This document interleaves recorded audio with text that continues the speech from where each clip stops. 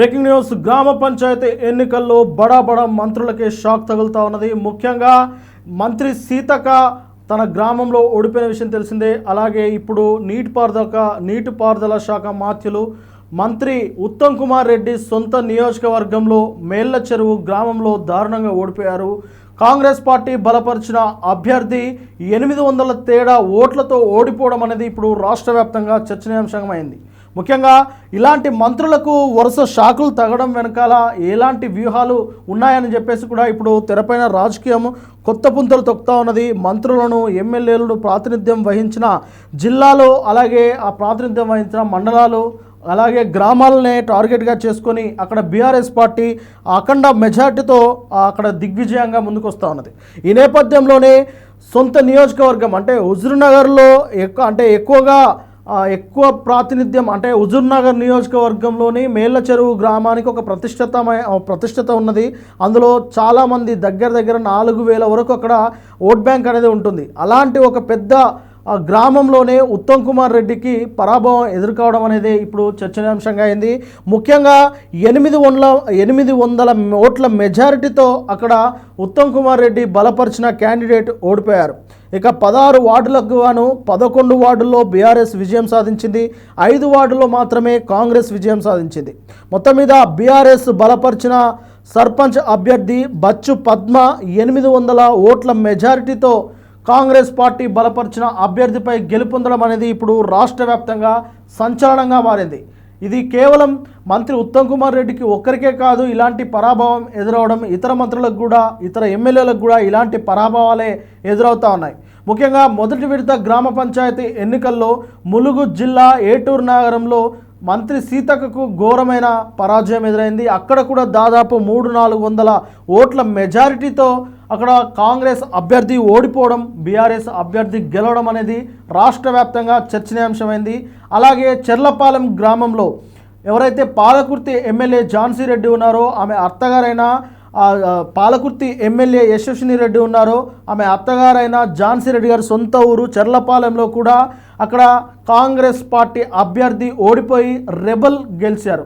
Rebel party అంటే rebel candidate అక్కడ గెలిచారు. ఇదే నేపథ్యంలో జడ్చర్ల ఎమ్మెల్యే అనిరుద్ రెడ్డి సొంత నియోజకవర్గమైన రంగారెడ్డిగూడెంలో కూడా ఆయన అతి తక్కువ అంటే దాదాపు 39 ఓట్ల మెజారిటీతో అక్కడ బీఆర్ఎస్ పార్టీ గెలిచింది. అనిరుద్ రెడ్డి బలపరిచిన క్యాండిడేట్ అక్కడ ఓడిపోయారు.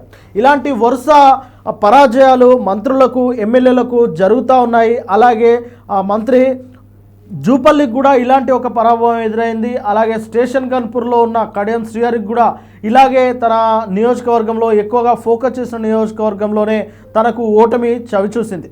అలాగే కొంతమంది మంత్రులు, ఎమ్మెల్యేలు గ్రామాల్లోకి వెళ్ళి ప్రచారం చేయడానికి వెళ్ళినప్పుడు కూడా అక్కడ ప్రజలు వారిని నిరాకరించారు. అసలు ప్రచారమే చేయొద్దన్నట్లు వారిని వెనక్కి తిప్పి పంపారు. ఇలాంటి ఒక ఘటనలు మొదటి విడత, రెండో విడత, మూడో విడత గ్రామ పంచాయతీ ఎన్నికల్లో భాగంగా చోటు చేసుకున్నాయి.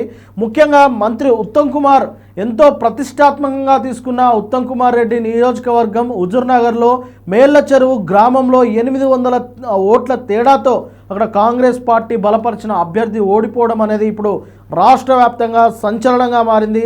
ఇది ఖచ్చితంగా మంత్రి ఉత్తమ్ కుమార్ రెడ్డిపై ఉన్న వ్యతిరేకత అటు ఓటు బ్యాంకు రూపంలో బీఆర్ఎస్ పార్టీకి ఆ పద్మ గారికి దక్కిందా, లేదంటే అక్కడ నిజంగానే పద్మ ఆమె చేసిన సేవలు కానీ, లేదంటే గతంలో తాను ఆ రాజకీయంగా ఉన్న ఏదైతే ఆ ప్రాతినిధ్యం వహిస్తున్న బీఆర్ఎస్ పార్టీ తరఫున తను కొట్లాడిన తీరుకు ఆమెకు ఓట్లు దక్కాయా, లేదంటే మంత్రి ఉత్తమ్ కుమార్ రెడ్డి యొక్క వైఫల్యాలకు ప్రతీకగా దాని ప్రభావం ఆ ఓట్ల మీద పడిందా అనేది అయితే ఇప్పుడు చర్చించుకుంటూ ఉన్నారు. హుజూర్ నగర్ అనేది ఉత్తమ్ కుమార్ రెడ్డి అడ్డా. గత 2-3 పర్యాయాలు ఆయన అక్కడ దిగ్విజయంగా ఆయన జెండా ఎగురుతుంది. అలాంటి ఒక నియోజకవర్గంలోనే అతి పెద్ద ఊరైన మేళ్ల చెరువు గ్రామంలో బీఆర్ఎస్ పార్టీ జెండా ఎగరడం అనేది ఇప్పుడు రాష్ట్ర వ్యాప్తంగా సంచలనంగా మారింది. ఖచ్చితంగా దీనికి బాధ్యతగా ఉత్తమ్ కుమార్ రెడ్డి స్వీకరించాలని చెప్పేసి స్థానికంగా ఉన్న కాంగ్రెస్ నేతలు కూడా చెబుతూ ఉన్నారు. పలు ఆరోపణలు కూడా చేస్తూ ఉన్నారు. అక్కడ ఉత్తమ్ కుమార్ రెడ్డి పట్టించుకోలేదని, అక్కడ ఏదైతే పోల్ మేనేజ్మెంట్ ఉంటుందో పోల్ మేనేజ్మెంట్ విషయంలో కూడా ఉత్తమ్ కుమార్ రెడ్డి గారు చాలా దాన్ని చాలా లైట్ తీసుకున్నారని, అందుకే అక్కడ ఓటమి పాలు కావాల్సి వచ్చిందని స్థానికంగా ఉన్న లీడర్లు అయితే అంటా ఉన్నారు. మరి దీనిపైన ఉత్తమ్ కుమార్ రెడ్డి ఇప్పటివరకు అయితే స్పందించలేదు. చూడాలి మరి మేళ్ళ చెరువు గ్రామంలో కాంగ్రెస్ పార్టీ ఓడిపోవడంపై ఉత్తమ్ కుమార్ రెడ్డి గారు మాట్లాడతారా, స్పందిస్తారా లేదా అనేది వేచి చూడాలి.